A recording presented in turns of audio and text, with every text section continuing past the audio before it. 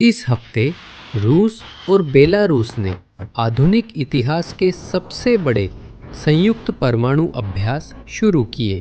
65,000 सैनिक, 200 missile launcher, 13 पनडुब्बियां और इस सब के केंद्र में है बेलारूस, एक देश जो कुछ समय पहले तक तटस्थ था और आज यूरोप की ओर परमाणु हथियार ताने हुए है।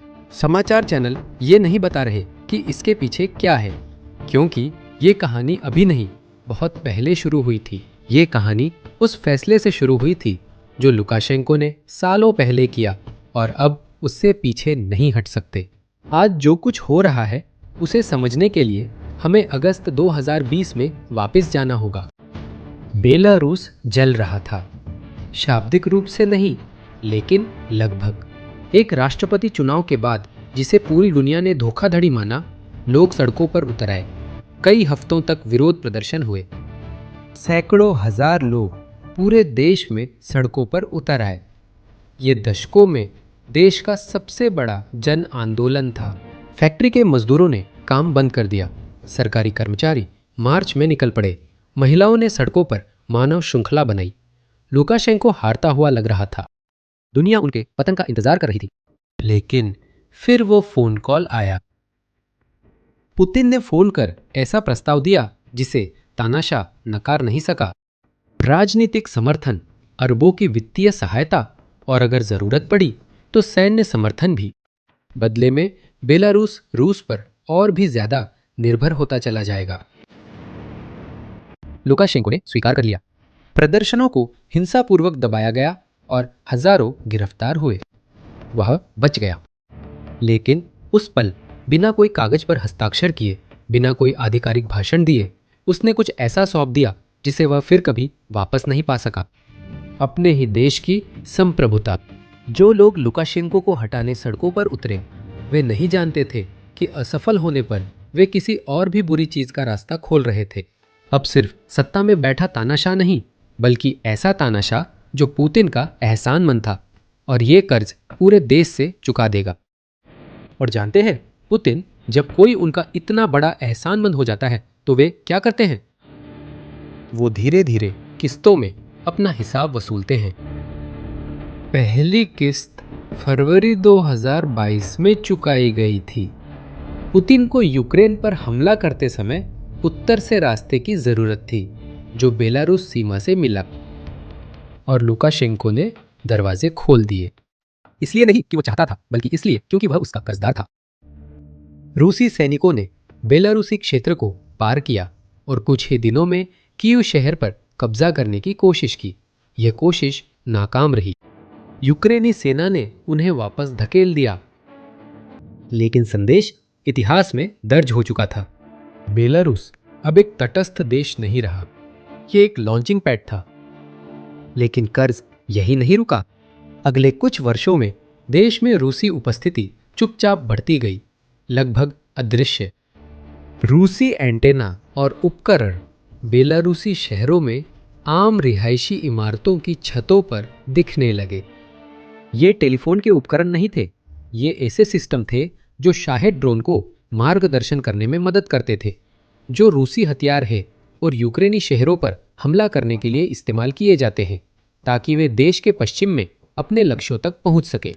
बेलारूस के आम लोगों को बिना जाने ही ढाल बना दिया गया।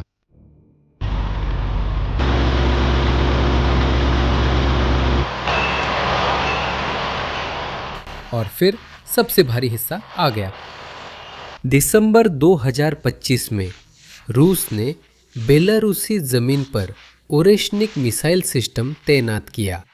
ओरेशनिक एक हाइपरसोनिक मिसाइल है जिसमें परमाणु क्षमता है। यह ध्वनि की गति से 10 गुना से भी ज्यादा तेज उड़ता है। यह इतना तेज है कि कोई भी रक्षा प्रणाली इसे नहीं रोक सकती। यह 5000 किलोमीटर दूर तक लक्ष्यों को भेज सकता है। एक अंदाजा लगाने के लिए, अगर इसे बेलारूस से दागा जाए तो यह 10 मिनट से भी कम समय में बर्लिन पहुंच सकता है। इससे लगभग पूरा यूरोप इस हथियार की मारक सीमा में आ जाता है। एक ऐसे देश के क्षेत्र से दागा गया जो कुछ साल पहले तक दुनिया से कहता था कि वह किसी से भी युद्ध नहीं चाहता। यही सिस्टम था जिससे इस हफ्ते के अभ्यास किए गए 65,000 सैनिक, 200 मिसाइल लॉन्चर, 140 विमान, 13 पनडुब्बियां, दोनों देशों के बीच अब तक का सबसे बड़ा संयुक्त परमाणु ऑपरेशन, जिसे दुनिया के लिए सामान्य ट्रेनिंग बताया गया। लेकिन इनमें से कुछ भी रूटीन नहीं है। और यहाँ वो बात है जो इस सारी हलचल के बीच अनदेखी रह गई है, क्योंकि जब दुनिया न्यूक्लियर अभ्यासों पर ध्यान दे रही है, लुकाशेंको अलग से एक और कदम उठा रहे हैं, समानांतर रूप से, जो आगे क्या होने वाला है इसके बारे में और भी ज्यादा खुलासा कर सकता है। 12 मई को अपने रक्षा मंत्री के साथ एक बैठक के दौरान लुकाशेंको ने घोषणा की कि बेलारूस अपनी सैन्य इकाइयों को युद्ध अभियानों के लिए तैयार करने के लिए उन्हें लामबंद करेगा। 6,000 से ज्यादा रिजर्व सैनिकों की जांच हो चुकी है। लुकाशेंको ने अगले 5 साल में हथियारों के आधुनिकीकरण की योजना पेश की। यूक्रेन की सीमा के साथ साथ सड़कों का निर्माण किया जा रहा है। उसी सीमा पर तोपखाने के मोर्चे तैयार किए जा रहे हैं। और लुकाशेंको ने साफ शब्दों में कहा, हम सब युद्ध की तैयारी कर रहे हैं। अगर भगवान चाहेंगे तो इसे टाला जा सकता है। जब कोई तानाशाह यह घोषणा करता है कि वह युद्ध की तैयारी कर रहा है और उसी वाक्य में भगवान से प्रार्थना करता है कि युद्ध ना हो, तो आप समस्या की गंभीरता समझ सकते हैं। ये कोई नेता अपनी मर्जी से हमले की योजना नहीं बना रहा, बल्कि वो आदमी है जिसे लगता है उसके पास विकल्प नहीं है। और सवाल ये है, इस विकल्प के दूसरी तरफ कौन है? यूक्रेन के पास इसका जवाब पहले से है। ज़ेलेंस्की ने सार्वजनिक रूप से चेतावनी दी कि रूस बेलारूस को युद्ध में घसीटने की कोशिश करता दिख रहा है, और इसके होने के 3 ठोस तरीके हैं, जिनमें से हर एक का संघर्ष पर अलग अलग असर पड़ेगा। पहला परिदृश्य निकट भविष्य में सबसे संभावित है। बेलारूस अपनी सेनाओं को जुटाता है और उन्हें यूक्रेन की सीमा पर तैनात करता है, लेकिन सीमा पार नहीं करता। कल्पना कीजिए कि सैन्य वाहनों की कतारें, टैंक और सैनिक वाहक वाहन यूक्रेनी क्षेत्र से कुछ किलोमीटर दूर दिन प्रतिदिन खड़े हैं। पहली नजर में यह आक्रमण से कम गंभीर दिखता है, लेकिन ऐसा नहीं है। यूक्रेन इतनी नजदीक तैनात सेना को बस अनदेखा नहीं कर सकता। उसे पूर्वी सीमा से सैनिकों को हटाकर उत्तरी सीमा की रक्षा के लिए भेजना पड़ेगा। और ठीक पूर्वी सीमा पर डोनेट्स्क में रूस इस समय अधिकतम दबाव बना रहा है। इस मोर्चे को कमजोर कर दूसरी जगह की रक्षा करना व्लादिमीर पुतिन की इच्छा है, बेलारूस से एक भी गोली चलाए बिना। अगर पहली स्थिति चिंता की बात है, तो दूसरी और भी सीधी है, कीव की ओर बढ़ना।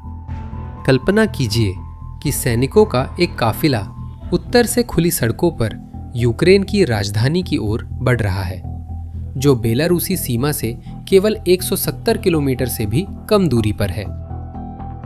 2022 में रूस ने इसी रास्ते से आने की कोशिश की थी और उसे बाहर कर दिया गया था। लेकिन आज की स्थिति अलग है। यूक्रेन को 4 साल से ज्यादा की जंग झेलनी पड़ी है। उसके संसाधन सीमित हैं और उत्तर से आने वाला एक काफिला पूर्व में सबसे ज्यादा लड़ाई वाले इलाकों से अलग एक रास्ता खोल देगा। यूक्रेन तैयारी कर रहा है। 14,000 सैनिक उत्तरी सीमा पर तैनात है और इस लाइन के साथ 1,000 किलोमीटर से ज्यादा किलेबंदी बनाई गई है। फिर भी इस दिशा में कोई भी बढ़त यूक्रेन को मजबूर कर देगी कि वह अपने सैनिकों को उन जगहों से हटाए जहां उनकी बहुत जरूरत है। और एक दूसरा नतीजा भी है, जिसका बहुत कम लोग हिसाब लगा रहे हैं। अगर बेलारूस सीमा पार करता है, तो पोलैंड और लिथुआनिया, जो उत्तरी अटलांटिक संधि संगठन के सदस्य हैं, उनकी सीमा पर एक सक्रिय युद्धरत पड़ोसी आ जाएगा।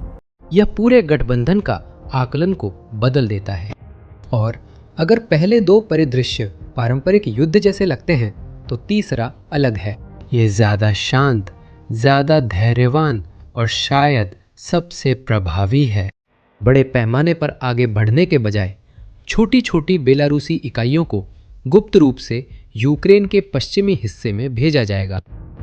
छोटे छोटे समूह, बिना वर्दी के, बिना युद्ध गठन के, हर एक का एक विशेष लक्ष्य होगा।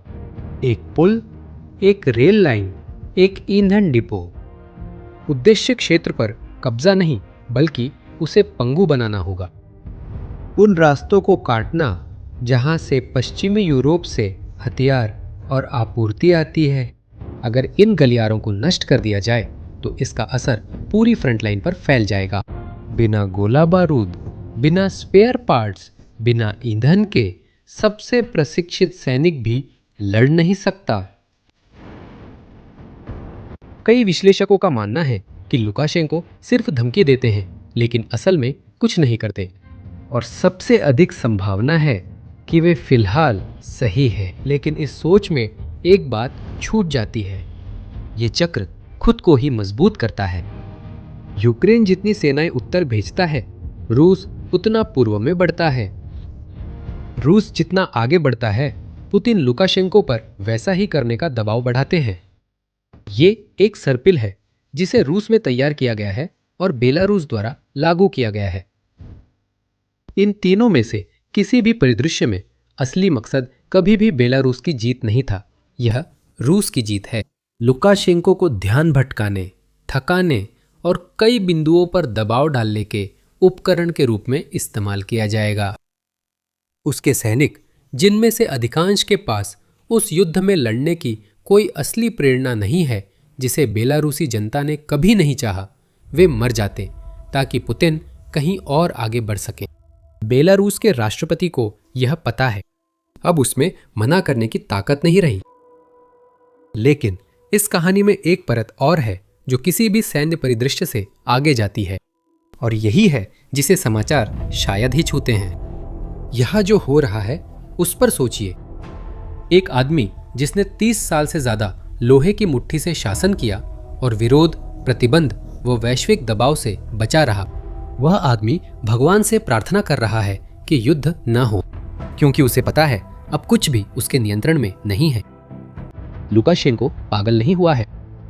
वह ऐसा आदमी है जिसने अपने देश पर नियंत्रण खो दिया है, लेकिन अभी दुनिया के सामने यह स्वीकार नहीं किया है।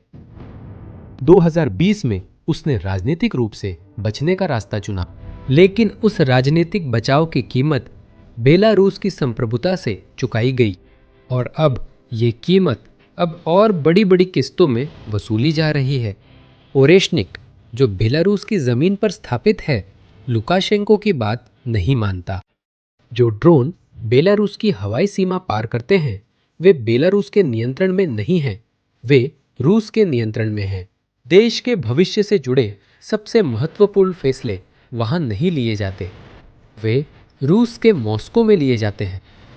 सच्चाई ये है कि बेलारूस खुद के झंडे के साथ एक रूसी सैन्य अड्डा बन गया है, और आज लुकाशेंको पुतिन के आदेशों का पालन करते हैं।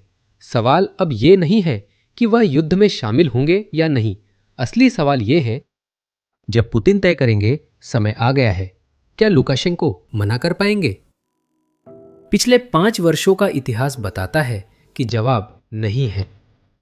और जब यूरोप इस हफ्ते के परमाणु अभ्यासों को बढ़ती चिंता के साथ देख रहा है, तो एक बात याद रखना जरूरी है, ये किसी संकट की शुरुआत नहीं है। ये 2020 में लिए गए एक फैसले का नतीजा है, जिसकी कीमत अब रियल टाइम में चुकाई जा रही है, किस्त दर किस्त। आज लुकाशेंको जो किस्त चुका रहे हैं वह संप्रभुता है, और वो बहुत पहले ही खर्च हो चुकी थी। आपका क्या विचार है? क्या आपको लगता है बेलारूस यूक्रेन युद्ध में शामिल होगा?